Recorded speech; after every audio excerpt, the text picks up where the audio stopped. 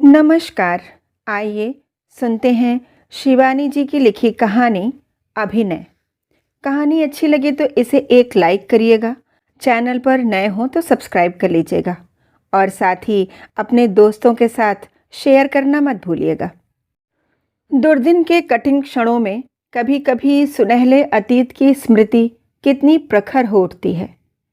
पुत्र के विलासी सौध के अंधेरे प्रशस्त लॉन में अकेली बैठी शांता सहसा ड्योढ़ी पर ड्यूटी बदल रही गारद की कठोर पगध्वनि से चौंक उठी थी। माँ जी, बत्ती जला दूं? अर्दली ने पूछा। नहीं, अंधेरा आज उसे वर्षों बाद मिले किसी प्रिय मित्र की भांति गलबहियां देता विस्मृति के गूढ़ मंडप में खींच रहा था। मायके के दीन दरिद्र ग्राम को टिमटिमाते दीपकों के कृपण प्रकाश सहित तेजी से पीछे छोड़ सदर दीवान की पुत्रवधू शांता जगमगाते झाड़ फानूसों की नीलाभ आशा के साए में एक बार फिर जाकर बैठ गई थी। न जाने कितनी दावतों, कितने मुजरों, कितने रेजिडेंट और उनकी मुस्कुराती मेमों के प्रतिबिंब आज उसके माया दर्पण में रह रहकर उभर रहे थे। कभी गा रही हैं सिद्धेश्वरी, कभी कलकत्ते की बड़ी गौ हरजान और भी ग्वालियर की प्रसिद्ध ध्रुपद गायिका मंगूबाई जयदेव के पदों को गाती अपने 80 वर्ष के वार्धक्य को कंठ ऐश्वर्य से पराजित कर उसे मुग्ध कर उठती है। शांता के दोनों जुड़वा पुत्रों ने अपने अन्नप्राशन का पहला कौर चखा था, कोकिल कंठी कमला झरिया के कंठ मधु के साथ। उसे आज भी उस प्रगल्भा संगीत मुखरा सांझ की एक एक गमक कंठस्थ है। राम लक्ष्मण से दोनों बेटों को गोद में लिए शांता चिक के पीछे बैठी चांदी की कटोरी में खीर चटा रही थी। उधर चिक के बाहर बंगाल की बुलबुल चहक रही थी। नंद भवन को भूषण माई, जसोदा को लाल, पीर हलधर को राधा रमण परम सुखदाई। शांता की दोनों आंखों से आनंद अश्रु बहने लगे थे। ईश्वर करे नंद भवन के भूषण ही बने उसके बेटे। आज तक उस व्यर्थ आकांक्षा की स्मृति में उसके होंठ व्यंग से त्रियक स्मित में खिंच गए। उस पद की कैसी विरोधी गूंज में खोकर उड़ गए थे उसके दोनों पुत्र। शांता के दीवान ससुर रियासती अपच होने पर भी आयु भोग कर दिवंगत हुए थे, किंतु पति उसे अचानक असमय ही छोड़ गए थे। सास की मृत्यु बहुत पहले हो चुकी थी। उदार राजा साहब ने विधवा शांता को सदर हवेली में रहने की सुविधा ही नहीं दी। उसके दोनों पुत्रों को अपने ही पौत्रों के साथ पढ़ने डेली कॉलेज भेज दिया। अपनी मृत्यु से पूर्व वह दोनों को अपने पैरों पर खड़ा देख गए थे। बड़े पुत्र की डॉक्टर बनते ही पहली नियुक्ति मद्रास में हुई तो शांता भी हवेली की ममता छोड़ वहीं चली गई। 40 वर्ष के सुदीर्घ दक्षिण प्रवास ने शांता को एकदम ही दक्षिणी बना दिया था, किंतु पहाड़ी मन की संस्कारी गांठ अब भी उसी कठिन पाश में बंधी थी।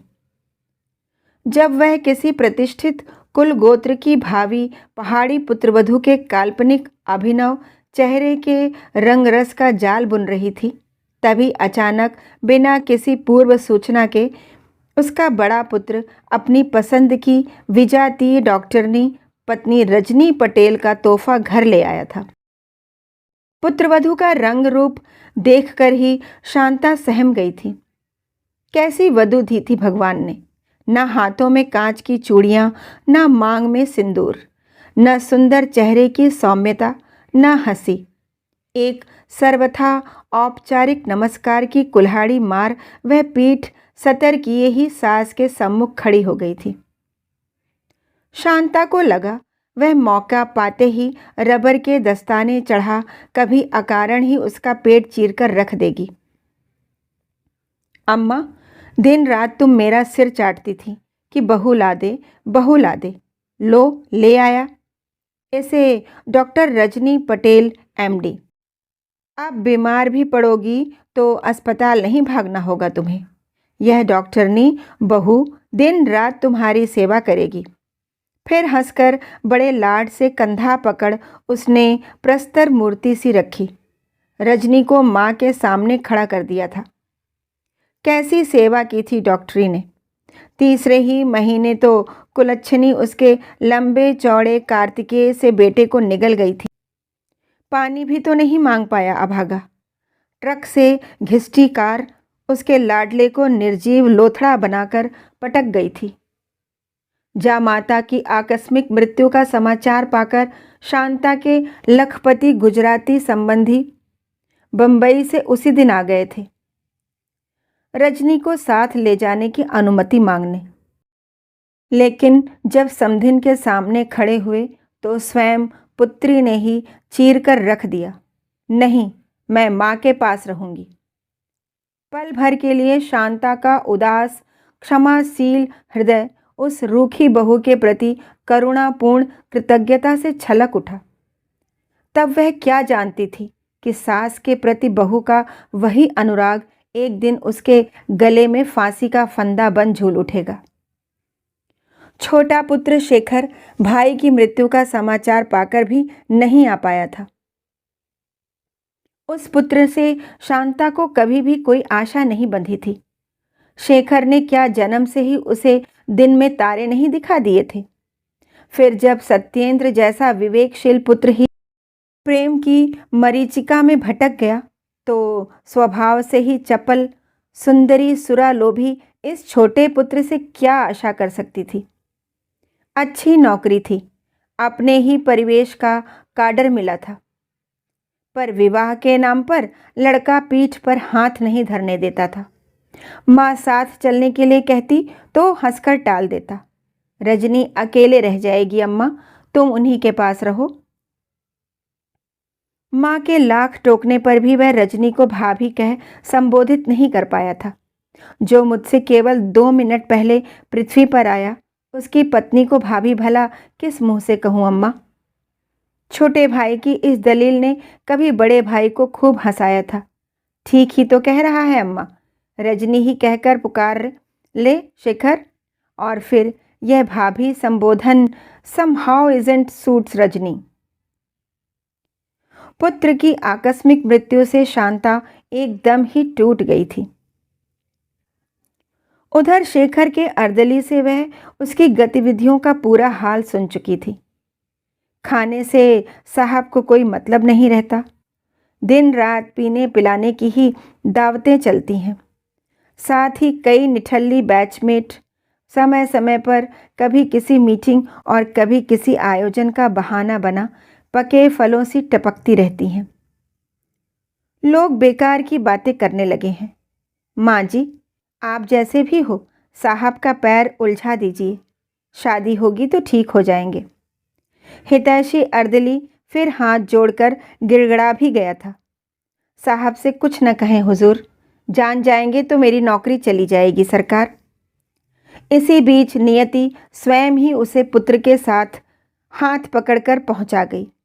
कभी खिलवाड़ में ही रजनी ने मेडिकल कॉलेज की जिस पोस्ट के लिए आवेदन पत्र भेजा था वह उसे अनायास ही प्राप्त हो गई। यहीं से शांता के दुर्भाग्य का एक महत्वपूर्ण प्रकरण आरंभ हुआ था। शांता सब कुछ देखती समझती और खून का घूंट पीकर रह जाती। इधर 3-4 महीनों से तो दोनों ने जैसे लोक लज्जा को एकदम ही तिलांजलि दे दी थी। घूमना फिरना उठना बैठना तो साथ साथ कब से चल रहा था। इधर दोनों बड़ी ही निर्लज्जता से कंधों पर तौलिया लटका बैग में बालिशत भर के स्विमिंग सूट ठूंस रेलवे क्लब में एक साथ तैरने भी खुले खजाने जाने लगे थे। 3 दिन पूर्व जब दोनों ही उसे अचानक अपने बंबई जाने का समाचार देने आए तो उसका माथा ठनका। रजनी की अलस पदचाप, गुसल खाने से आती वमन की अस्पष्ट ध्वनि आंचल को कौशल से लपेटे जाने पर भी अंगों का स्वाभाविक विकास शांता की अनुभवी आंखों को नहीं छल सका था। किंतु चाहने पर भी वह कभी मुंह खोलकर कुछ नहीं कह पाई थी। अनकही वेदना की घुटन उसे पागल बना गई थी। इतनी बड़ी कोठी में वह आज एकदम अकेली थी और शायद वही एकाकीपन उसकी चिंता को द्विगुणित कर गया था। लापरवाह बेटे की नौकरी की भी उसे क्या कुछ कम चिंता थी। देश की जैसी अवस्था थी उसमें अफसरशाही एक अभिशाप बनती जा रही थी। चाशनी की विराट कड़ाही में जैसे हलवाई दूध डालते ही पूरा मैल सतह पर ले आता है, ऐसे ही भ्रष्टाचार की मलिनता सतह पर तैरने लगी थी। किंतु किसी को भी उसे निकाल बाहर फेंकने की चिंता नहीं थी। अपने पुत्र के भविष्य को भी वह उस चाशनी की मलिनता के बीच तैरता स्पष्ट देखकर सिहर उठी थी। किंतु स्वयं शेखर को इसकी कोई चिंता नहीं थी। शांता स्वयं भी एक जिलाधीश की पत्नी रह चुकी थी, किंतु कैसा निरंकुश सम्राट था उसका पति। सुबह से ही डालियां आने लगती तो खाली करते करते हाथ दुखने लगते। चमकती चपरास में नम्रता से दुहरे हुए बीसियों ताबेदार हाथ बांधे हुजूर, गरीब परवर जैसे कर्णप्रिय संबोधनों से कोठी गुंजाते मिट्टी के खिलौनों से अडिग खड़े रहते। मजाल है कि बिना सरकार के होंठ तो हिला ले। कहीं जलसा होता तो हाथों ही हाथों में उछलती वह न जाने कब किसी आलमगीर शामियाने के केंद्र बिंदु बनी इनाम बांटने लगती। कभी कुछ लेने बाजार की ओर उसकी मोटर मुड़ती तो ऐसी भगदड़ मच जाती जैसे अवध की कोई बेगम आ गई हो। जिले में सिनेमा लगा हो या सर्कस, नुमाइश हो या कोई उत्सव, जब तक कलेक्टर साहब पत्नी सहित ना पहुंचते, मजाल थी जो सर्कस का शेर दहाड़ तो ले।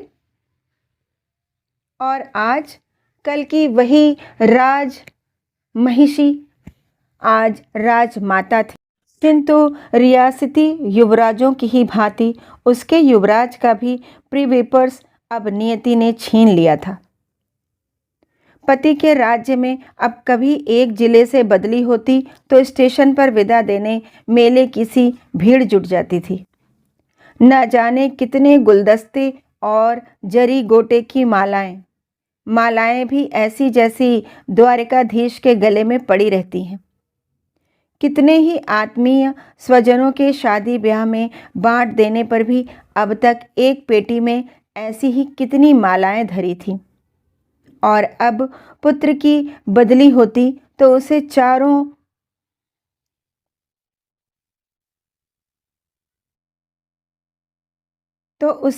चोरों की तरह मुंह छिपाए भागना पड़ता। अभी यहीं बदली होने लगी तो उसका एक हितैषी माथत उसे चेतावनी दे गया था। माँ जी, साहब से कहें जिस दिन जाना हो चुपचाप चले जाएं, सामान आता रहेगा। कुछ दुश्मन उन्हें जाने के दिन जूतों की माला पहनाने का षड्यंत्र रच रहे हैं। निर्दय जमाना कितना बेरुखी से पैंतरा बदल गया था, किंतु उसके मूर्ख पुत्र को कोई चिंता ही नहीं थी। होती तो सगी भाभी के साथ क्या ऐसे मुंह काला करता। उदासी में क्रमशः डूबती जा रही शांता सहसा दूसरी बार चौंकी। इस बार अर्दली हाथ में टोकरी और सूटकेस लटकाए चला आ रहा था और पीछे पीछे हाथ का थैला झुलाती कांता वहीं से हंस हंस कर कहने लगी थी, वाह नांदी, खूब हो तुम भी।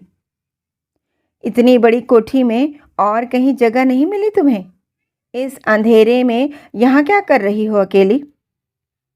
उसकी यह छोटी बहन कांता पहाड़ की सुप्रसिद्ध समाज सेविका थी।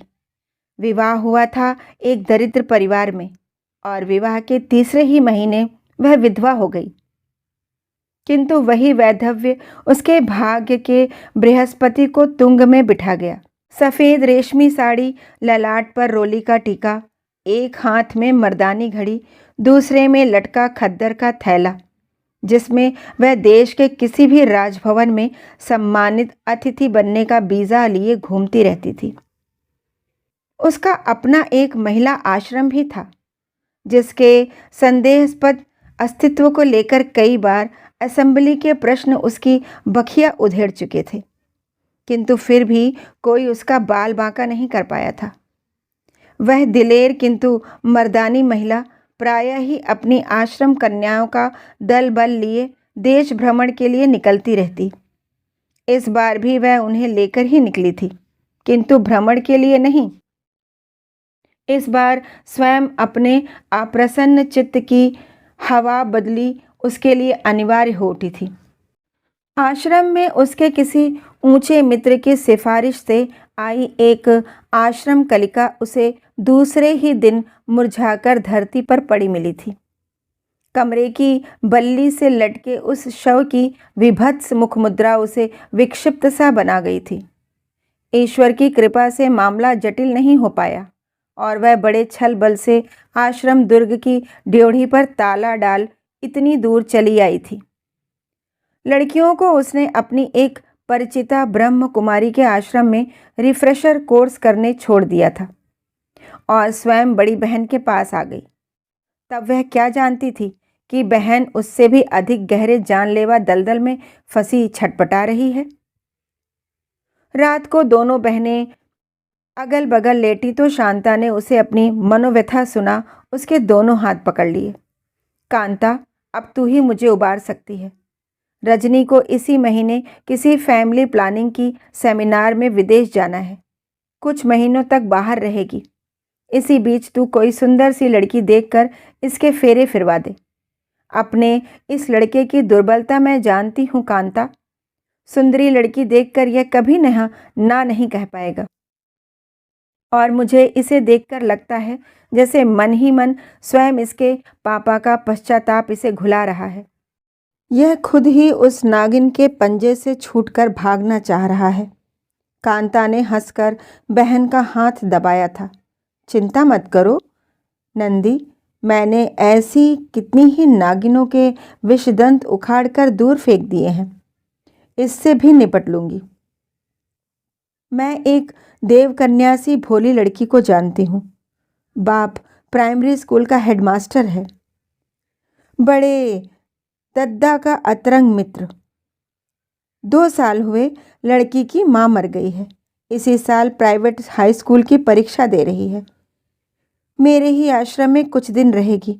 तुम छुटके को भेज दो, बाकी काम मेरा। छुटके को फिर भेजना ही पड़ा। रजनी गई और नियति उसे स्वयं ही एक मीटिंग का उत्कोच देने नैनीताल खींच ले गई। मौसी का आश्रम शहर से 7-8 मील की दूरी पर था। उस पर दुर्गम पथ पर बस तो दूर, जीप भी नहीं आ जा सकती थी। इसी से वह शायद वहां जाने से कतरा रहा था। पर एक दिन मौसी स्वयं ही घोड़ा लेकर उसे लेने उपस्थित हो गई और उसे जाना ही पड़ा। जानती हूँ छुटके, तेरी यह नौकरी तुझे पूरा भारत दर्शन करा लाई है, पर एक बार हमारे पहाड़ का इंटीरियर भी तो देख ले। यहाँ जो भी आता है सहज में लौटना नहीं चाहता। मौसी स्वयं एक लद्दू घोड़े में आगे आगे दुल्की चाल में झूमती चली जा रही थी। आश्रम की सुरम्य स्थिति ने सचमुच ही शेखर को बांध लिया था। एक और काला डोंकी की टेढ़ी मेढ़ी घूमती हुई मोटर रोड किसी बलखाती नदी सी पर्वतों की हरितिमा में खो गई थी।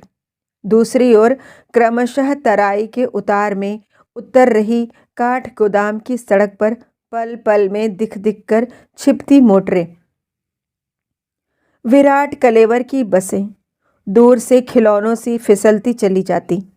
आश्रम एक गहरी घाटी में नन्हे घरौंदे सा उभरा धरा था। शायद गहन घाटी की वही गहराई लंबी लंबी शाखाओं के प्रत्येक श्वास प्रश्वास को दुगने वेग से गुंजाकर पूरे वातावरण को एक अनोखी गरिमा से मंडित कर जाती थी। कुछ ही दूरी पर एक अनामा नदी गोल गोल पहाड़ी बहरूपिये की भांति वेश बदलती जलप्रपात बन जाती थी। जलकणों की फुहार, प्रपात का गर्जन और काफल के वृक्षों का गहन झुरमुट देखने वाले को सहमाकर रख देता था। हमारे आश्रम में बाथरूम की सुविधा तो नहीं। छुटके, ले तू तौलिया लेकर सामने नदी पर नहा आ। जलकणों की फुहार, प्रपात का गर्जन और काफल के वृक्षों का गहन झुरमुट देखने वाले को सहमाकर रख देता था। हमारे आश्रम में बाथरूम की सुविधा तो नहीं। छुटके, ले तू तौलिया लेकर सामने नदी पर नहा आ। मैं तब तक गर्म चाय तैयार रखती हूँ। मौसी ने उसे एक प्रकार से धकेल ही दिया था। उसे तो आज भी यही लगता है कि मौसी ने किसी कुशल फिल्म डायरेक्टर की भांति अपने मायावी चलचित्र की पूरी सिचुएशन ही उसके लिए पूर्वाभ्यास से संवार कर रख दी थी। वह न जाने कब तक उस हिमशीतल जल विहार में तैरता, काल रात्रि से भयावह अपने उस अतीत को भूल बिसर कर रह गया था। जब रजनी के साथ अस्पताल की देहरी पर पैर रखते ही उसका कलेजा बुरी तरह धड़क उठा था, किंतु उस दुस्साहसिनी के चेहरे पर एक शिकन भी नहीं उभरी थी। चुपचाप जाकर वह बिस्तर पर ऐसे लेट गई थी जैसे दांत उखड़वाने आई हो। यंत्र चलित पुतले की भांति उसने स्वयं वह कार्ड भरा था। पति के नाम पर स्वयं अपने नाम को सही करते समय हाथ बुरी तरह कांपने लगे तो धृष्टा युवती डॉक्टरनी मुस्कुराई थी। घबरा क्यों रहे हैं? ऐसे पति क्या अकेले आप हैं? यहाँ तो दिन भर ऐसे 20 पति आते रहते हैं। What do you mean? उसने गुर्राने की चेष्टा भी की थी, किंतु वह डॉक्टरनी क्या दूध पीती बच्ची थी जो इतना भी नहीं समझती? कौन पति भला अपनी स्वस्थ पत्नी के मातृत्व को स्वेच्छा से गला घोटने इतनी दूर आता है? फिर दवाइयों की दुर्गंध, रजनी के शरीर में लगी ग्लूकोज डिपिंग, सहम वेदना से क्षण क्षण सफ़ेद पड़ता उसका चेहरा, वह रक्त कुंड और फिर उसके रक्तहीन ललाट पर स्वयं उसके अधरों का क्षणिक स्पर्श। रजनी, रजनी, उस स्पर्श में कितनी कृतज्ञता थी, कितना दुलार। थैंक गॉड शेखर, मुक्ति मिल गई। पर मुझे लगता है अम्मा जी अब सब समझ गई हैं। कैसे? चौंक कर शेखर के अधर उसके हिमशीतल ललाट से स्वयं ही विलग हो गए थे। जब हम आ रहे थे तो पूछने लगीं, अचानक यह दोनों के एक साथ बम्बई जाने का प्रोग्राम कैसे बन गया बहू? मैंने बड़ी ही स्वाभाविकता से हंसकर उन्हें बहकाने की चेष्टा की थी। एक केस है अम्मा जी, और शेखर को भी भाग्य से एक सेमिनार में ठीक इसी समय वहाँ जाना है। इतनी दूर? बम्बई में क्या उस केस को और कोई डॉक्टरनी नहीं जुटी? जुटेगी क्यों नहीं, पर उसका पहला बच्चा मेरे ही हाथ का है। यह दूसरा भी पहले की भांति ब्रीच है। अम्मा जी, इसी से तो इतना खर्च उठा रही है। मैं ज़रा भी नहीं झिझकी, पर अम्मा जी तनक कर खड़ी हो गई थी। उनकी व्यंग भरी हंसी मुझे गर्म चिमटे सा ही दाग दे गई थी। शेखर कहने लगी, समझी, पर मुझे तो लगता है बहू इस केस में खर्चा तुम्हें अपनी गांठ से ही करना होगा। मुझे गर्म चिमटे सा ही दाग गई थी शेखर। कहने लगी, समझी, पर मुझे तो लगता है बहू इस केस में खर्चा तुम्हें अपनी गांठ से ही करना होगा। और पट से उन्होंने अपने कमरे के द्वार बंद कर लिए थे। बड़ी देर तक उनकी सिसकियों की आवाज़ मैं सुनती रही थी। हमारी ही मूर्खता थी। डॉक्टर हूँ, फिर भी 15 हफ्ते तक यह सिरदर्द व्यर्थ मोल लेती रही। बम्बई से लौटते ही रजनी फिर 3 महीने के लिए विदेश चली गई थी। जाने से पूर्व वह सास से मिलने आई तो शांता ने बड़ी उदासीनता से मुंह फेर लिया था। बड़ी सी कोठी में फिर माँ बेटे की बोलचाल हाँ ना तक ही सीमित रह गई थी। इसी से उस घुटन भरे वातावरण के पश्चात प्रकृति की गोद में किलकता मौसी का वह आश्रम शिशु उसे अपनी निर्दोष चावनी से मुग्ध कर पाया था। वह शायद बड़ी देर तक तैरता रहता। सहसा भ्रमरावली के से ही गुंजन से चौंक कर उसके कान खड़े हो गए। अब वही गुंजन खिलखिलाहट में बदलता और प्रखर हो उठा था। नदी की जलराशि कमर से कुछ ऊपर तक ही आती थी। इसी से वह एक पुष्ट चिकने पत्थर का सहारा लेकर खड़ा हो गया। पास ही पेड़ों के झुरमुट के नीचे की आश्रम कन्याएं दल बांधे उसे ही देख देख कर हंस रही थीं। इस अरण्य में इस आकस्मिक रस वृष्टि के लिए उसकी रसिक चित्त प्रस्तुत नहीं था। वह बड़ी धृष्टता से जल काटता किसी तारपीड़ों के वेग से उसी ओर बढ़ा और बाप रे कहती सबकी सब तेजी से भाग गईं। केवल वही बैठी रह गई। इस अरण्य में इस आकस्मिक रस वृष्टि के लिए उसका रसिक चित्त प्रस्तुत नहीं था। वह बड़ी धृष्टता से जल काटता किसी तारपीड़ों के वेग से उसी ओर बढ़ा और बाप रे कहती सब की सब तेजी से भाग गईं। केवल वही बैठी रह गई जिसे संभवतः या तो स्वयं कंदर्प अपना धनुष थमा कर बैठ गया था या शेखर की व्यवहार कुशला मौसी। वह एक बड़े से लकड़ी के कूंदे में सोने से दमकते बड़े बड़े पहाड़ी नींबू छीलकर रखती जा रही थी।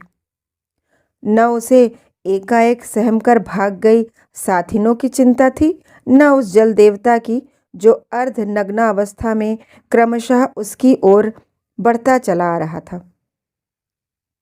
एक बार आंखें उठाकर उसने शेखर को देखा अवश्य, किंतु न उस दृष्टि में कौतूहल था न जिज्ञासा।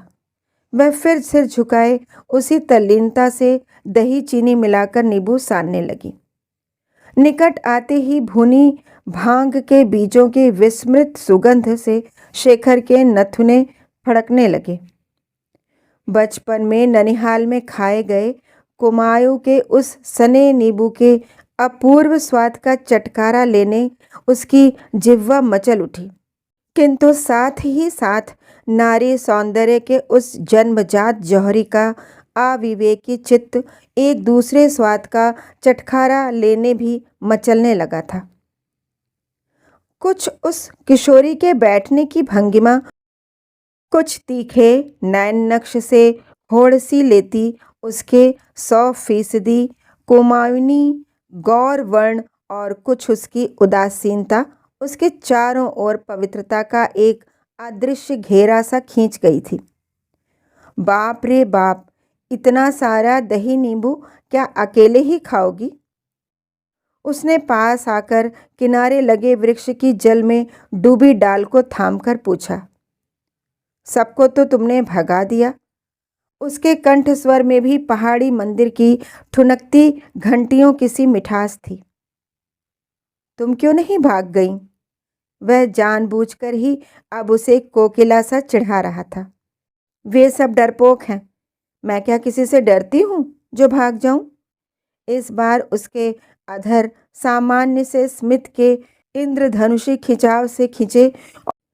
पहली बार उस दाढ़ी मदशन आद्युति के बीच एक नन्हे से वक्रदंत की आभा शेखर को सिर से पैर तक कंपा गई। यह कैसी अद्भुत ट्रिक फोटोग्राफी थी विधाता की। एक दांत के ऊपर कोने का एक नन्हा सा गजदंत सामान्य सा चढ़कर उसके क्यूपिड अधरों को एक मोहक भंगिमा में मोड़ गया था। हाथ का कूंडा उठाकर वह जाने को उद्यत हुई तो शेखर ने निर्लज्ज याचक की भांति अपनी चौथी हथेली फैला दी। थोड़ा सा हमें भी तो चखाती जाओ, हम तुम्हारी दादी जी के अतिथि हैं, जानती हो। एक बार उसने चपल दृष्टि से उस विचित्र लुभावने पाहुने को देखा, फिर तिमिल के चौड़े पत्ते की चम्मच सी बना उसे थमाने झुकी। दोना थमाते ही वह खट्टे मीठे नींबू को एक ही ग्रास में निगल गया। वाह, सचमुच रस है भाई, तुम्हारे हाथ में, पर यह तो जीभ में ही लगा रह गया। थोड़ा और दो ना। इस बार वह बड़ी ही अकृपणता से हंस पड़ी। हाथ का कूंदा नीचे धर वह दूसरी बार उसे दोना थमाने आगे बढ़ी, और इस बार उस दुस्साहसी जौहरी ने उस अलभ्य रत्न को हथियाने में एक पल का भी विलंब नहीं किया। हाथ पकड़कर उसने उसे इस तेजी से दोने सहित पानी में खींच लिया कि वह हड़बड़ाकर उसकी छाती पर ही आ गिरी। अरे बचाओ बचाओ, हाय मैं तो तैरना भी नहीं जानती हूँ। अरे रमा, परू, लक्ष्मी। वह भयभीत होकर कलरव करते जल में ही डुबकियां खाती शेखर को ही जकड़ती जा रही थी। तैरना नहीं आता तो क्या हुआ, तुम्हें अब हम सब सिखा देंगे। शेखर उसे हंस हंस कर गहरे जल में खींचता चला जा रहा था, और वह किसी अनाड़ी तैराक सी निरर्थक नाक मुंह से जल खाती, घबराती, चीखती चले जा रही थी। उस अक्षत कौमार्य की कस्तूरी मृग की सी नाभि सुगंध शेखर को पागल बना गई। उस अपरिचिता अनामा किशोरी को बाहुपाश में बांध वह पागलों की भांति चूमता चला जा रहा था। क्रमशः गहरी बनती चली जा रही जलधार दोनों को एक साथ जलप्रपात घातक की गहराई की ओर तिनके सा बहाती ले जा रही है, इसका उसे ध्यान ही नहीं रहा था। तब ही सहसा मौसी के मांसल कंठ स्वर का करारा झापड़ उसकी कनपटी पर पड़ा। अच्छा, तो यही सब हो रहा है यहाँ? क्यों री छोकरी, हाई स्कूल का कौन सा पर्चा दे रही है ये? इसीलिए बाप ने यहाँ भेजा है? क्यों? हड़बड़ाकर भय से अर्धमूर्छित सी हो गई जीवंती की चेतना लौटी। मैंने कुछ नहीं किया दीदी, यही मुझे पानी में खींच ले गया। कसम खाकर कहती हूँ। वह रुआसी हो गई तो जल ही के भीतर शेखर के अनुभवी बाहुपाश ने पल भर की परिचिता प्रेयसी को वर्षों पुराने परिचय का सा आश्वासन दे दिया। क्या कह रही हो मौसी? बेचारी पानी में फिसल गई थी, तैरना नहीं जानती, इसी से मैं सहारा देकर किनारे ला रहा था। कैसा सहारा दे रहा था? मैं नहीं, मेरी सब लड़कियां भी बड़ी देर से खड़ी खड़ी देख रही थीं। छी छी शेखर, तू यहाँ आते ही ऐसे मेरी नाक कटवा देगा? जानती तो। क्या कह रही हो मौसी? मैंने इन्हें सहारा देने को ही हाथ पकड़ा था। वह चोरी करते रंगे हाथों पकड़े जाने पर भी बड़ी बेहयाई से सीना जोरी करता चला जा रहा था। तब सुन ले लड़के, पहाड़ में किसी भी कुंवारी लड़की का हाथ अनजान पुरुष जीवन में एक ही बार पकड़ता है। वह तो अच्छा है, लड़की ऊंचे खानदान की है, हमारा संबंध वहाँ हो सकता है। कोई ऐसी वैसी होती तो मैं आज नांदी को कैसे मुंह दिखाती। उस दिन मौसी के गले में नदी का ही एक भारी पत्थर बांध उन्हें वहीं डुबो देने को शेखर व्याकुल हो उठा था। 10 मिनट बाद नहीं आ सकती थी? अब मेरा मुंह क्या देख रही है? चल बाहर निकल। मौसी के कर्कश आदेश का पालन करती बेचारी भीगी साड़ी लपेटती बाहर निकल आई, और एक बार फिर उस बेत सी लचीली देह यष्टि की एक एक भीगी भांज शेखर को विक्षिप्त बना गई थी। आज तक कोल्ड स्टोरेज के बनावटी ताजे फल देखने की अभ्यस्त उसकी आंखें पहली बार डाल से लटके किसी सरल फल के नैसर्गिक सौंदर्य को देख रही थी। न जाने कब की तृषा से व्याकुल पथिक शीतल जल से लबालब भरे पात्र को अधरों से लगाने ही जा रहा था कि मौसी ने उसके हाथ से पात्र छीन लिया। ठीक है, वह भी एक न एक दिन उस पात्र को फिर होंठों से लगाकर ही रहेगा। भाड़ में जाए रजनी, इधर उसके नखरे भी तो बढ़ गए थे। अम्मा अलग मुंह फुलाए बैठी थी। मौसी तो कह ही गई थी कि लड़की का कुल गोत्र हमारे ही तबके का है। चतुर मौसी ने उसके नहा धोकर घर आने पर बड़े ही छल बल से उसे एक बार फिर जीवंती की अधूरी छटा दिखा उसे उन्मत्त कर लड़की को न जाने किस जादुई डिबिया में बंद कर दिया था। फिर एक प्रकार से किसी स्वप्न की ही भांति सब कुछ हो गया था। मौसी ने माँ को फ़ोन से सूचना दी और स्वयं उस अनोखे विवाह की योजना में कमर कसकर जुट गई थीं। गहनों का काम चलाऊ सेट खरीदा गया। आदमी भेजकर बरेली से कामदार लहंगा चुनरी मंगा ली गई। पंडित बुलाकर लगन निकाला और बारात सजा दी। मामा ने ही सारा आयोजन किया था। वे ही बीच बीच में जाकर शेखर को असंख्य हिदायतें देते रहते थे। बस स्टैंड से एकदम खड़ी चढ़ाई है रे शेखर, घबराना नहीं। मैंने घोड़ा भी मंगवा लिया है।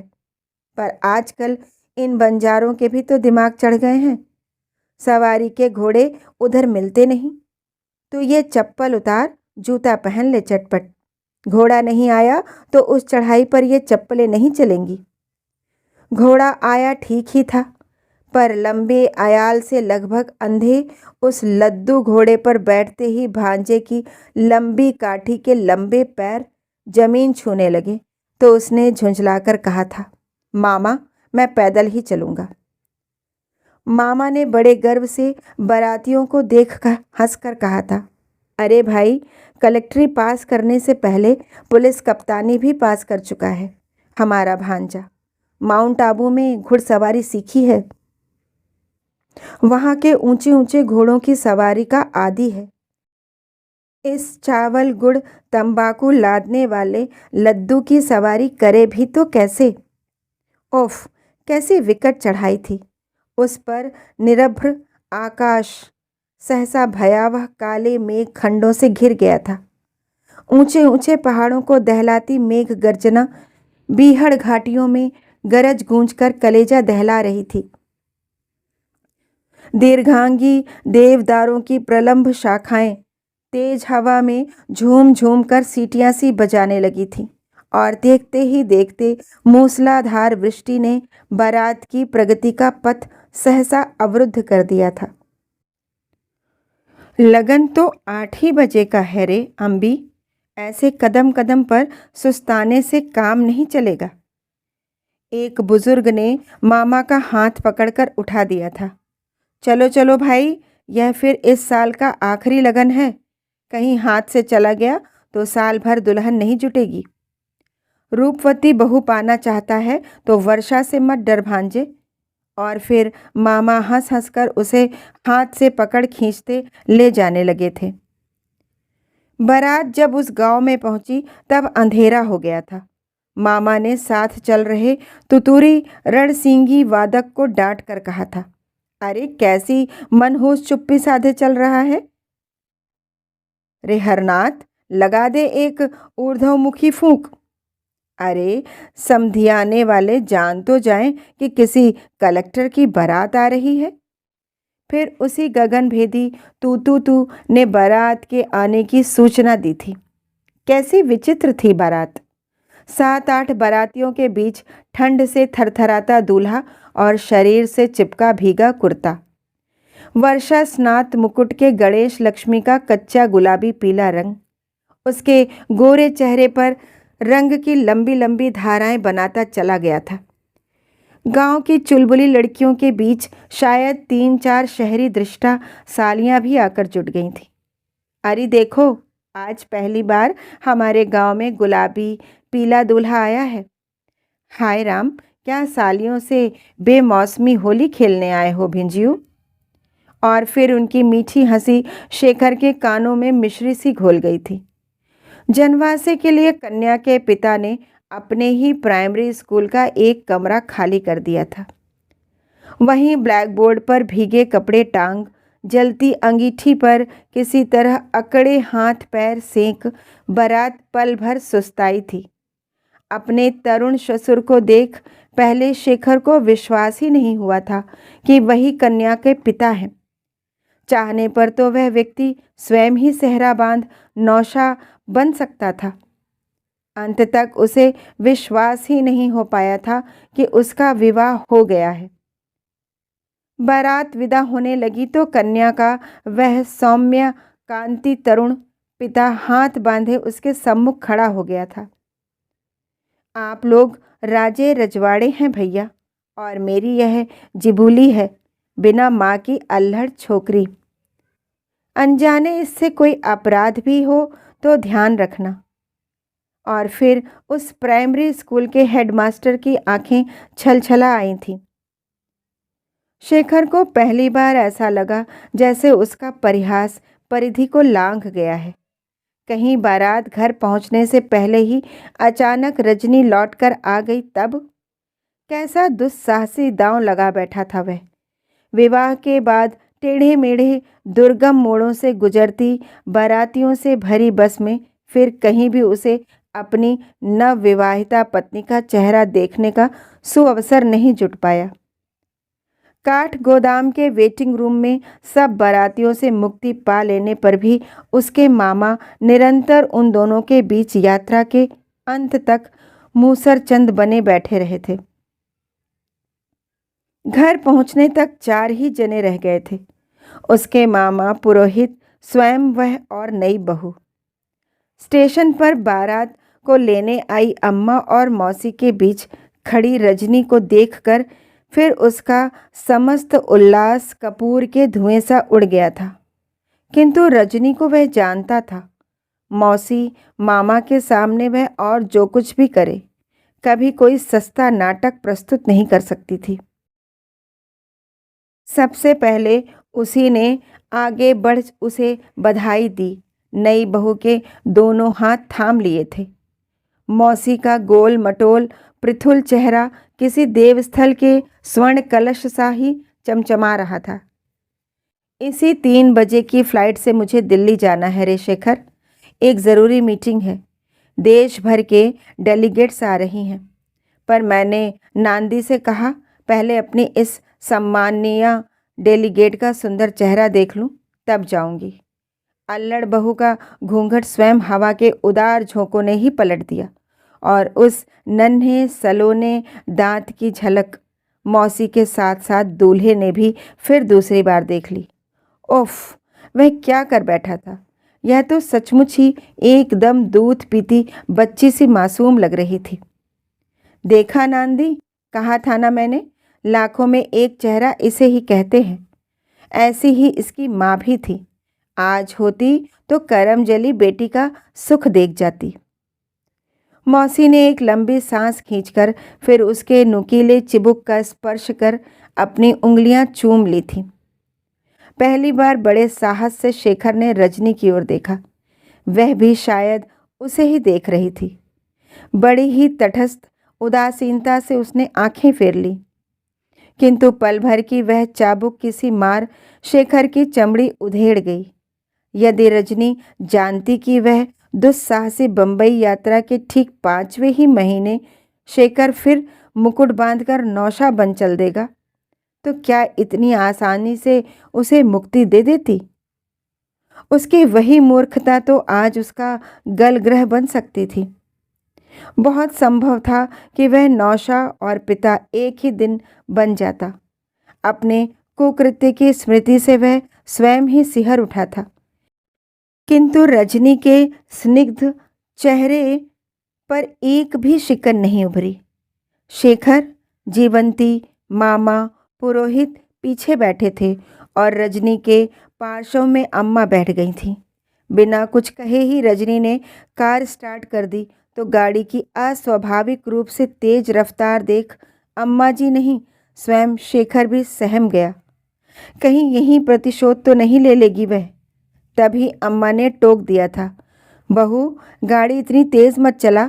उधर नई बहू का घूंघट जितनी ही बार हवा में उड़ उड़कर कंधों पर गिर रहा था, उतनी ही बार उसकी भयभीत मृगी सी विस्फारित दृष्टि देख शेखर की अंतरात्मा उसे उतने ही कोड़े मार रही थी। जो आंखें पहली बार किसी नारी को स्टीयरिंग व्हील थामे देख रही थी, उनका विस्फारित होना स्वाभाविक था।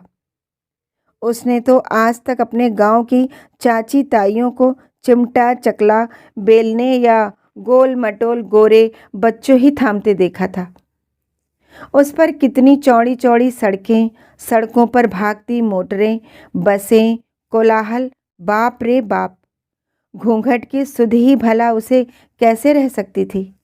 नए परिवेश को वह आंखों ही आंखों में पीती जा रही थी कि सुअवसर देख दूल्हा ने अपने हाथ के पास सहसा आट की नरम कोहनी को गुदगुदा दिया, किंतु रजनी के स्निग्ध चेहरे पर एक भी शिकन नहीं उभरी। शेखर, जीवंती, मामा, पुरोहित पीछे बैठे थे और रजनी के पार्श्व में अम्मा बैठ गई थीं। बिना कुछ कहे ही रजनी ने कार स्टार्ट कर दी तो गाड़ी की अस्वाभाविक रूप से तेज रफ्तार देख अम्मा जी नहीं, स्वयं शेखर भी सहम गया। कहीं यहीं प्रतिशोध तो नहीं ले लेगी वह। तभी अम्मा ने टोक दिया था, बहू गाड़ी इतनी तेज मत चला। उधर नई बहू का घूंघट जितनी ही बार हवा में उड़ उड़कर कंधों पर गिर रहा था, उतनी ही बार उसकी भयभीत मृगी सी विस्फारित दृष्टि देख शेखर की अंतरात्मा उसे उतने ही कोड़े मार रही थी। जो आंखें पहली बार किसी नारी को स्टीयरिंग व्हील थामे देख रही थी, उनका विस्फारित होना स्वाभाविक था। उसने तो आज तक अपने गांव की चाची ताइयों को चिमटा चकला बेलने या गोल मटोल गोरे बच्चों ही थामते देखा था। उस पर कितनी चौड़ी चौड़ी सड़कें, सड़कों पर भागती मोटरें, बसें, कोलाहल, बाप रे बाप। घूंघट की सुध ही भला उसे कैसे रह सकती थी। नए परिवेश को वह आंखों ही आंखों में पीती जा रही थी कि सुअवसर देख दूल्हा ने अपने हाथ के पास सहसा आट की नरम कोहनी को गुदगुदा दिया। चौंक कर उसने नवीन सहचर को देखा। कुछ दिनों पूर्व के जल विहार की सरल स्मृति गहरी लालिमा बन उन सुचिक्कन कपोलों पर बिसर गई। हड़बड़ाकर उसने गोद में गिर गई गुन्नारी चूनर घूंघट बनाकर फिर चेहरे पर खींच ली। कैसी विचित्र विडंबना थी। दोनों के जीवन के संक्षिप्त हनीमून का यही आरंभ और यही अंत था।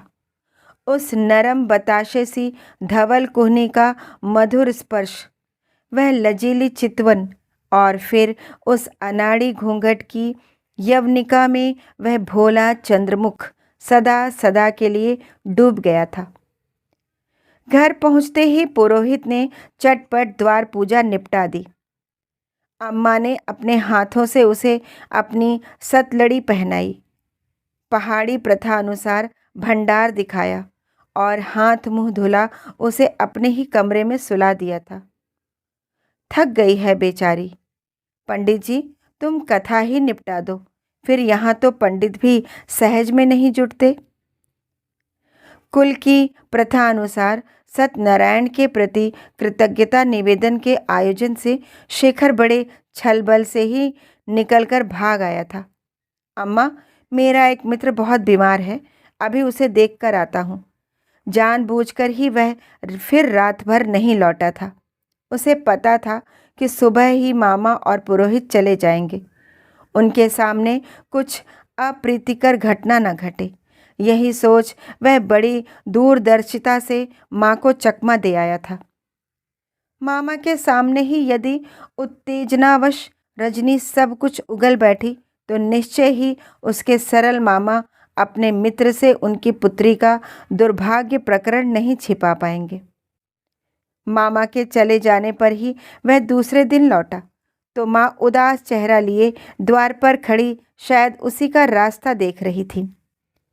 कार को गैरेज में डाल वह बिना अम्मा से कुछ कहे ही अपने कमरे में जाने लगा तो द्वार पर ही तमतमाया सूजा चेहरा लिए रजनी से टकरा गया। लगता था वह रात भर रोती रही है। क्रोध, क्षोभ और अपमान से सुंदर चेहरा भी कभी कभी कैसा विभत्स और विकृत हो उठता है। यदि उस दिन उसके हाथ में भरी बंदूक होती तो निश्चय ही वह शेखर की चौड़ी छाती पर निशाना साध देती। कायर की तरह घर से भागते शर्म नहीं आई तुम्हें? वाई कुड नॉट ये फेस? सुना खुद ही तो अपनी सती मौसी के प्रख्यात आश्रम से यह रत्न पसंद कर खजाने में लाए हो, फिर ऐसी अरुचि का अभिनय क्यों कर रहे हो? शेखर बिना एक शब्द कहे चुपचाप खड़ा था। उसके इसी चुप्पी से रजनी और बौखला गई। छी छी, तुम्हारे लिए मैंने क्या नहीं सुना, क्या नहीं सहा। समाज का प्रच्छन्न, व्यंग, विद्रूप, स्वयं तुम्हारी माँ के ताने। केवल तुम्हारी इज्जत बनाने को मैंने यदि स्वयं अपने हाथों अपने मातृत्व का गला न घोटा होता तो क्या पता आज ही के दिन शायद मैं तुम्हारी उस अजन्मा संतान की माँ बन जाती। दुख मुझे अपने ही लिए नहीं है शेखर, दुख होता है तुम्हारे लिए। तुमने इस खाई में कूदने से पहले क्या एक बार भी आंखें खोलकर अंधी गहराई नहीं देखी? जिस देहातीन के चेहरे पर ही रीछ कर गोद में उठाकर ले आए हो, वह क्या तुम्हारे ऊंचे तबके के समाज की कठोर वास्तविकता को ग्रहण कर पाएगी? तुम्हारी माँ बार बार मुझे सुनाती थी, पाप पाप पाप की छूत लग गई है मुझ पर। पाप क्या वह मुझ अकेली का था? क्या वह उनके बेटे का भी पाप नहीं था? रजनी की छरहरी देह उत्तेजना से थर थर कांप रही थी। कंठस्वर आवश्यकता से अधिक ऊंचा होकर हिस्ट्रिकल गूंज से गूंजने लगा था। रजनी, मूर्ख मत बनो। शेखर ने धीमे दुलार के स्वर में उसे पुचकारा। उसकी दुबकी कलाइयां थाम ली। छोड़ दो मुझे, छोड़ दो। सिसकती वहीं जमीन पर वह निढाल होकर बैठ गई और ढीला जूड़ा पीठ पर गिर गया। रजनी, रजनी। शेखर उसे उठाने झुका ही था कि कमरे का पर्दा खोल खुले केश पीठ पर लहराती कमरे की वास्तविक अधिकारिणी भयभीत मृगी सी कुलाचे भरती सीढ़ियां उतर गई। शेखर के हाथ पैर पसीज गए। तो क्या वह कमरे में बैठी सुन रही थी? शेखर का हाथ सिसकती रजनी की ही पीठ पर धरा का धरा रह गया था और ना जाने कब तक हाथ धरा रहता यदि अम्मा ना आ जाती। माँ का ऐसा विकट अग्निगर्भा रूप शेखर ने जीवन में पहली बार देखा था। छी छी शेखर, इससे तो तुम दोनों मुझे काट कूट कर कहीं बहा आते। एक तो तू खा ही गई थी बहू, आज दूसरे को भी निगल गई। एक तो तू खा ही गई थी बहू, आज दूसरे को भी निगल गई। कोई कसाई भी होता तब भी शायद इस निर्दोष बच्ची का गला चाक करने में झिझकता। उसने तेरा क्या बिगाड़ा था? इस अभागे से क्या तू एकांत में नहीं निपट सकती थी? जानबूझकर ही क्या उसे सजा धजा कर इसके कमरे में बिठाई थी?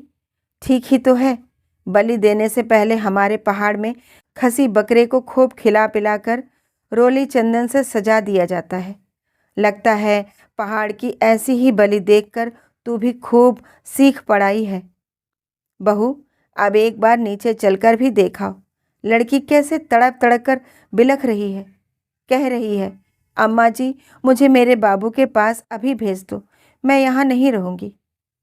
सचमुच ही उस बित्ते भर की लड़की ने अपने अनशन से उस टूटते घर की दीवार को हिलाकर रख दिया था। जब तक उसे घर नहीं भेजा जाएगा वह इस नए गृह का अन्न जल भी ग्रहण नहीं करेगी। सास ने रो रोकर उसके गौर चरण युगल पर माथा भी टेक दिया था। मर्द का गुस्सा बड़ा मोटा होता है बेटी। तू शेखर को एक बार नाराज कर देगी तो फिर अपना ही सुहाग लेगी। नहीं, मैं बाबू के पास जाऊंगी। वह अबोध बालिका सी ही अपनी जिद दोहराती रही थी। अंत में हार कर खिसियाई शांता ने शेखर ही के ही एक विश्वासी चपरासी के साथ उसे खोटे सिक्के सा फेर दिया और कलेजा थामकर भाई और बहन के प्रताड़नापूर्ण पत्रों की प्रतीक्षा करने लगी। क्या पता समधी उससे कैफियत मांगने स्वयं ही आ धमके। आज तक पाशर्व में सोई इस निर्दोष किशोरी के निष्पाप चेहरे को वह जितनी ही बार देखती, पश्चाताप की लपटें उसे उतनी ही तीव्रता से झुलसा कर रख देती थी। दोष तो उसी का था, अपने वैभव पुत्र की ऊंची नौकरी और उसके सुदर्शन व्यक्तित्व का चारा फेंक कर ही तो वह उसे अपने कांटे में फंसा इतनी दूर खींच लाई थी। जीवंती के जाते ही जिस स्वाभाविकता से रजनी ने एक बार फिर गृह स्वामिनी का पद संभाल लिया, उसे देख शांता की रक्त मज्जा भी दग्ध हो उठी। लगता था दोनों ने ही नाक काट मुंह में डाली है। घर के भेदी अर्दली फर्राश फिर भला लंका ढहाने में क्यों चूकते। दूसरे ही दिन सब जान गए कि नई बहू लड़ झगड़ कर मायके भाग गई है और देवर भाभी में फिर गहरी छनने लगी है। डॉक्टरनी भाभी साहब के बगल के कमरे में 2 मंजिले में सोती हैं और अम्मा जी नीचे। अब भी साहब पहले भाभी को अस्पताल पहुंचाते हैं। पहले ही की भांति दोनों एक साथ क्लब जाते हैं, सिनेमा जाते हैं, हंसते हैं, खिलखिलाते हैं। नहीं हंसती है तो अम्मा जी, उनका चेहरा कुछ ही दिनों में एकदम बदल गया है। जब देखो तब हाथ की माला फेरती, पूजा के कमरे में ना जाने क्या क्या बुदबुदाती रहती हैं। ऐसे ही उस विषाक्त वातावरण में घुटती घुटती शांता जैसे एकदम ही घिस गई। कई महीनों की व्यर्थ प्रतीक्षा करने पर भी जब जयवंती के पिता का कोई पत्र नहीं आया, तब हार कर उसने स्वयं ही कांता को पत्र लिखकर उसकी कुशल पूछी थी। तीर सा ही तीखा उत्तर देने में कांता ने विलंब नहीं किया था। हद है नांदी, तुम बहू की कुशल किस मुंह से पूछ रही हो? मुझे तुमसे ऐसी आशा न थी। तुम्हारी जगह यदि मैं होती तो क्या उस मूर्ख छोकरी को परसी थाली में ऐसे लात मारकर मायके भागने देती? उस कुल्टा डॉक्टरनी को दुलत्ती झाड़कर नहीं भगा सकी तुम। भगा दिया उस गरीब लड़की को। अब वह कभी नहीं लौटेगी नांदी। वित्तहीन ही आत्मसम्मान के धनी होते हैं। बहन, सुना है पुत्री के ही दुख से संतप्त होकर वह दरिद्र ब्राह्मण अपने किसी साले के पास बम्बई चला गया है। बम्बई? शांता का दिल डूब गया था। ऐसा चांद सा चेहरा लेकर वह बम्बई चली गई तो अब लौटकर कभी आ सकती थी? धीरे धीरे एक एक कर कितने ही बसंत आकर चले गए, किंतु जीवंती लौटकर नहीं आई। उधर घर का सर्वनाश कर सास के सुनहले स्वप्नों की होली जला रजनी फिर विदेश चली गई और वहीं की होकर रह गई। वहीं किसी विदेशी सर्जन से विवाह कर उसने अपनी गृहस्थी बसा ली थी। इधर पुत्र के अनियमित मद्यपान, उसकी खर्चीली आदतों और कुसंगति ने उसे कहीं का नहीं छोड़ा था। उसकी खर्चीली आदतों और कुसंगति ने उसे कहीं का नहीं छोड़ा था। जिस जिले में जाता वहीं उसकी एक न एक दुष्कीर्ति उसे खोटे सिक्के सा फिर एक एक सीढ़ी नीचे उतारती चली जाती। स्वयं शांता भी शरीर और मन से एकदम टूट चुकी थी। पुत्र के न बतलाने पर भी वह जान गई थी कि उसे किस असाध्य रोग का घुन चाटे जा रहा है। कोबाल्ट जिस रोग में लगता है वह खूब समझती थी। उसे कुछ हो गया तो उसके इस फक्कड़ बेटे के भविष्य का क्या होगा, यही चिंता उसे खाए जा रही थी। कभी वह किसी मीटिंग से अपना उतरा मुंह लिए लौटता तो शांता का कलेजा भीतर ही भीतर कोई मरोड़ देता। कैसा आनंदी बेटा था उसका। इधर देखते ही देखते न जाने कैसा होता जा रहा था। होता भी कैसे नहीं, चिंताएं भी क्या एकाध थीं। जिस बहनोई से कभी उसकी दांत काटी रोटी की मैत्री थी, उसी से अब बोलचाल भी बंद हो गई थी। यह उसी का दुर्भाग्य था कि दामाद इंजीनियर था और बेटा IAS। अचानक दोनों के पेशों के बीच पड़ गई दरार ने खून के रिश्तों को भी धो पोंछ कर बहा दिया था।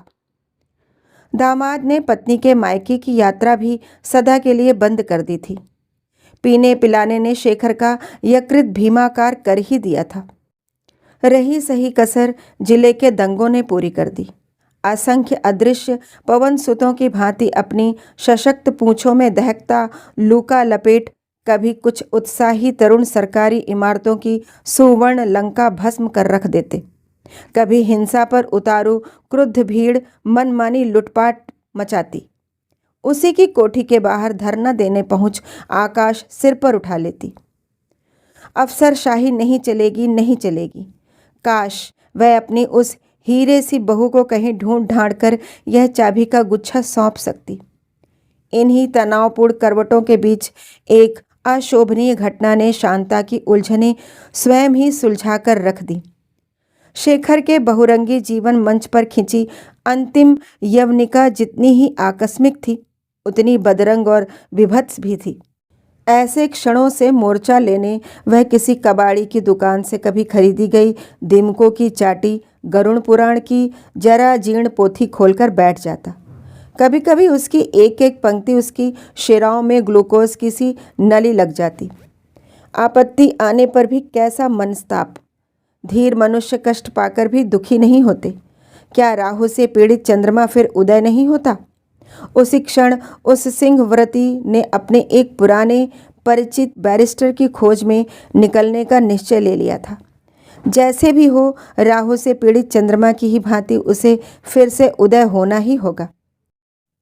अपने किसी अर्दली की किशोरी नवेली पत्नी को छल बल से अपने बंगले में बुला शेखर ने स्वयं ही अपनी नौकरी की अकाल मृत्यु का वरण किया था।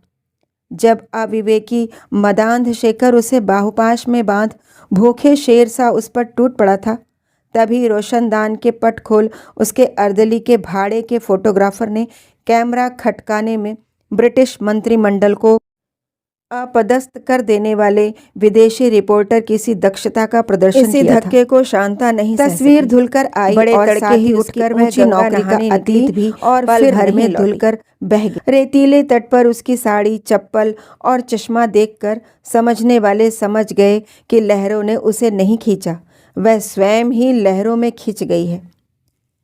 माँ की आकस्मिक मृत्यु और रहस्य के कलंक की कालिमा से म्लान चेहरा लिए शेखर शहर से दूर एक ऐसे अरण्य स्थित भूतहे बंगले में डेरा डालकर जम गया जहाँ किसी रहस्यमयी आत्मा की उपस्थिति ने न तब तक मकान मालिक को ही रहने दिया था, न किसी किराएदार को। चारों ओर बियाबान जंगल था और पास ही में झाड़ झंगाड़ के बीच भग्नावस्था में खड़ा था एक किसी विस्मृत सती का चौरा। लोग कहते थे उसी सती की आत्मा उस बंगले में किसी को फटकने भी नहीं देती। इसी से नाम मात्र के किराए पर ही शेखर को वह बंगला मिल गया था। 2 महीने से वह एकदम अकेला वहां रह रहा था, किंतु कभी विचलित एक पत्ते ने उसे शंकित नहीं किया। लगता था बुभुक्षित दुस्साहसी नारी लोलुप उस नए किराएदार की उपस्थिति ने ही इस बार शायद स्वयं सती की आत्मा को सहमाकर दूर खदेड़ दिया था। आसपास की लता गुल्मों की निरर्थक तोरणों को काट छांट उसने दूर से ही बेली गारद के से लगते उस खंडहर बंगले को सचमुच ही दर्शनीय बना दिया था। लगता था लंबी कैद से छूटा कोई कैदी दाढ़ी मूछ काट संवार पुनः सभ्य समाज के घेरे में लौट आया है। तीसरे चौथे दिन यत्न से धुली पुछी कार निकाल वह शहर जाता और ढेर सारी पुस्तकें, पत्रिकाएं, डबल रोटी, हैम, सॉसेस की पूरी बोतलें लाकर अपनी तामसी भंडार को भरकर रख देता। अपने इस एकांतवास में अब उसे एक अनूठा आनंद आने लगा था, किंतु उस आनंद अनुभूति के बीच भी कभी कभी नारी संग की उत्कृष्ट कामना उन्माद का रूप ले लेती। अर्दिली की पत्नी को उसने नशे की झोंक में बाहों में बांधा भर था। जिस जघन्य अपराध की कालिमा पोत उसे विभागीय उल्टे गधर्भ पर आरूढ़ करा यह वनवास दिया गया था, उसे वह मिटाकर रहेगा। इस बैरिस्टर की अनुभूति दलीलों के ब्रह्मास्त्र किसी भी मुकदमे में कभी विफल नहीं होते, यह वह सुन चुका था। कितने ही खूनी अपने विपक्षी बिरादरी को इसी बैरिस्टर की घुटी के बूते पटखनियाँ दे मूछों पर ताव देते आज़ाद इधर उधर डोलते थे। सरकारी भ्रष्टाचार के दलदल में अचानक फंस गए सरकारी मुलाजिमों का तो वह एकमात्र मसीहा था। न जाने कितने कानूनी रिट के गंडे ताबीज़ बगलामुखी कवच उसकी जेब में धरे रहते, किंतु वसूली करने में भी वह शौर्य लोक सा निर्गम ही था। इसी से 25-30 हजार से कम का आसामी गंडा बंधवाने बांह बढ़ाने का दुस्साहस कभी कर ही नहीं सकता था। शेखर से भी उन्होंने यही कहा, चिंता मत करो, सब ठीक हो जाएगा, पर 30 हजार से एक पैसा कम नहीं लूँगा। यह रियासत भी केवल तुम्हारे लिए है, क्योंकि तुम मेरे पुत्र के बैचमेट हो। अपने उस अरण्यवास में लौटकर शेखर गहरी चिंता में डूब गया था। कहाँ से ला सकता था वह इतने रुपए? और कहीं हार गया तब? बहन बहनोई पहले ही मुंह मोड़ चुके थे। जिन मित्रों को कभी कभी उसे आधी रात को धक्का दे अपनी कार में बिठा जबरन उनके घर पहुंचाना पड़ता था, उन्होंने उसकी पदावनति के साथ ही बड़ी बेरुखी से पीठ फेर ली थी। ठीक ही तो था, कस्यस्ति को वल्लभा। उस जैसे सूखे फूल पर क्या कभी भौरे मंडरा सकते हैं? कैसा आश्चर्य था कि जिस कागज के ठोंगे में वह लंबा मार्ग काटने के लिए मूंगफली खरीद कर लाया था, वही उसकी विकट समस्या का समाधान कर गया। पहले वह चौंका, फिर कार रोककर उसने त्रिकोणी कागज की भांजें ठीक की और फटी फटी आंखों से उसे देखता ही रह गया। 5 वर्षों का व्यवधान चीर वह उसके सम्मुख फिर अपनी उसी दिव्य परमहंस हंसी का जाल बिखेरती खड़ी थी। प्रलंब पक्षों के नीचे वह लचीली चितवन सामान्य से उठे अधरों को उसने अब पेशेवर अंदाज से संवार और भी घातक बना लिया था। एक हाथ से उस चित्रांकत चेहरे को छिपा यदि कोई उसे लावण्य से सुचिक्कन उस तनु को दिखाता तो शायद वह नहीं पहचान पाता। जिस मुट्ठी भर की कमर, किशोर के से सपाट वक्षस्थल, लंबे लंबे दुबले हाथ पैर की स्वामिनी के साथ उसने कभी अंगनी की परिक्रमा कर सप्तपदी संपन्न की थी, वह क्या यह हो सकती थी? किंतु चेहरा, इस चेहरे को एक बार देख लेने पर दोबारा पहचानने में तो कोई अंधा पुरुष ही भटक सकता था। असंख्य नारी अधरों का स्पर्श भी आज तक उस निष्पाप क्षणिक मधुर स्पर्श की पावन स्मृति को नहीं मिटा पाया था। सहसा अदम्य कामना से उसके अंग अंग कांप उठे। कैशौर्य की क्षीण नदी की जिस धारा की उसने कभी हृदयहीन अवहेलना की थी, आज वही वर्षा मुखरा नदी संपूर्ण यौवन भार से छलकती अपनी तरंगों से उसे रस प्लावित कर उठी थी। उसने पत्रिका के उस फटे पन्ने को ऐसी ममता से सहलाया जैसे वह विस्मृत प्रेयसी के चित्र पर नहीं, स्वयं उसके अंगों पर ही हाथ फेर रहा हो। अंग प्रत्यंग में झलमला रहे आभूषण, सीमंत में भरी मुक्तामाला, केयूर कंकड़ नाभि तक झूल रही कंठमाला, अंगुलियों में जगमगाती अंगूठियां, लगता था अभी अभी चित्रांकित सुंदरी चरणाघात मात्र से ही नुपुर झंझनाती उसकी बाहों में सिमट जाएगी। वह किसी सम्मोहित माध्यम सा ही उसे एकटक देख रहा था। चित्र के नीचे नवोदित तारिका की प्रशस्ति में कितनी ही पंक्तियां सहसा अधूरे फटे पृष्ठ में खोकर रह गई थीं। अपने भोले चेहरे और अभिनव अभिनय से उसने लक्ष लक्ष दर्शकों के हृदय अपनी मुट्ठी में बंद कर जमी अभिनेत्रियों को भी उखाड़कर दूर फेंक दिया था। आदि आदि निश्चय ही उसकी कीर्ति अब तक सुवर्ण की वर्षा करने वाले वरुण के छत्र को भी उसके कोष तक खींच लाई होगी। एक क्षण को शेखर की व्यवसायिक कुटिल आंखों में उसकी अभूतपूर्व योजना कौंध गई। जैसे भी हो, उसे इस सोने के अंडे देने वाली अपनी इस खोई बतख को ढूंढना ही होगा। कभी जिसका अंगूठा उसने अग्नि को साक्षी बनाकर पकड़ा था, आज उसी के सम्मुख यदि घुटने टेक वह अपने दुर्भाग्य से मुक्ति पाने हेतु याचक बन गया तो क्या वह नहीं पिघलेगी? आज तक कौन सी नारी उसके पौरुष की दहकती भट्टी में मक्खन की बट्टी सी नहीं पिघल पाई? अपने इसी अचूक अनुभूत नुस्खे पर ही तो उसे अटूट विश्वास था। अपने सूटकेस में अपना सबसे दर्शनीय सूट सहेज वह रात ही गाड़ी से चल पड़ा था। बंबई पहुंचकर उसने एक सस्ते से होटल में डेरा डाला और स्वयं अपनी ही अयत्न से खो गई निधि को ढूंढने निकल पड़ा, जो उस महानगरी के चलचित्र जगत के नक्षत्र खचित व्योम मंडल की सबसे द्युतिमान तारिका थी। उसे ढूंढने में फिर भटकना नहीं पड़ा। होटल में लौट नहा धोकर उसने बड़े यत्न से अपने को संवारा। ग्रे पैंट की तीखी धार, चौड़ी टाई की ढंग से बंधी गांठ, डबल ब्रेस्ट का कोट पहन वह सस्ते होटल के आयत्न से म्लान पड़े दर्पण के सम्मुख खड़ा हुआ। तब भी उसका दर्शनीय व्यक्तित्व उसे आश्वस्त कर गया।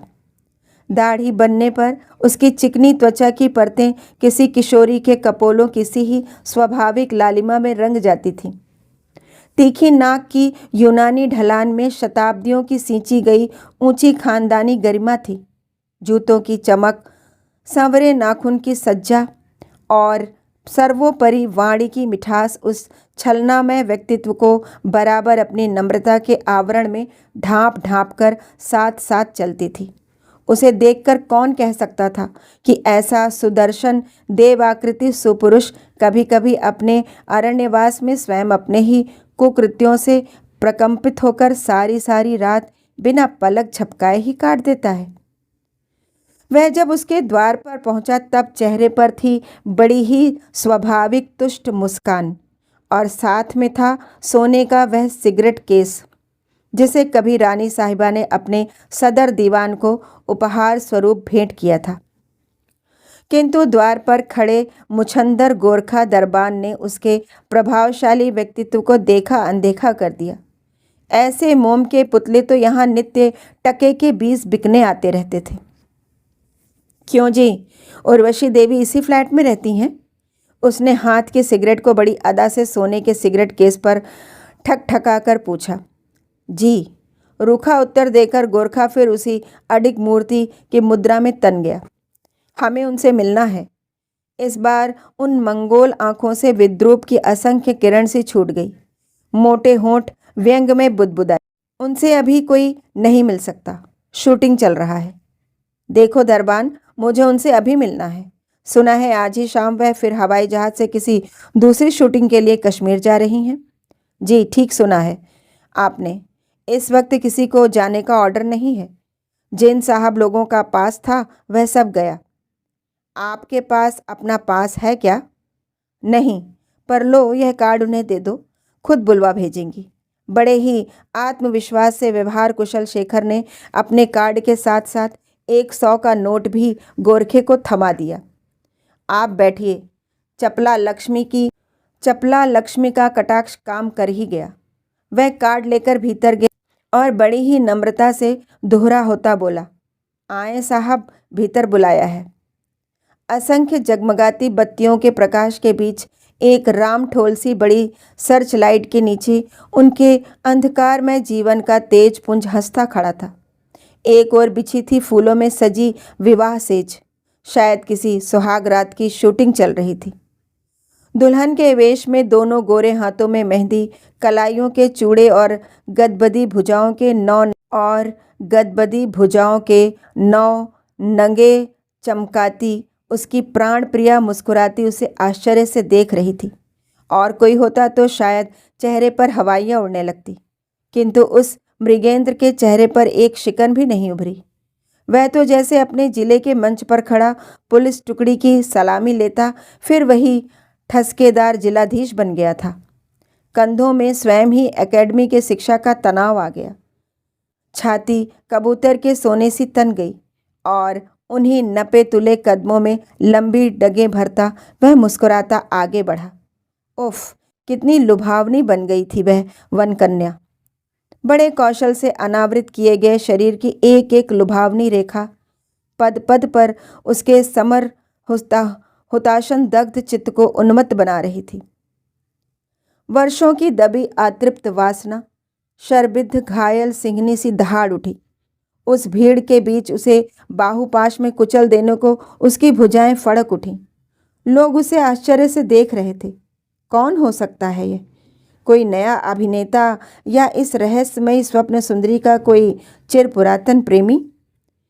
आज तक लाख सिर पटकने पर भी उस अज्ञात अभिनेत्री के अतीत के भारी पर्दों को कोई तनिक भी उठा भीतर नहीं झांक पाया था। कहिए, कैसे आना हुआ?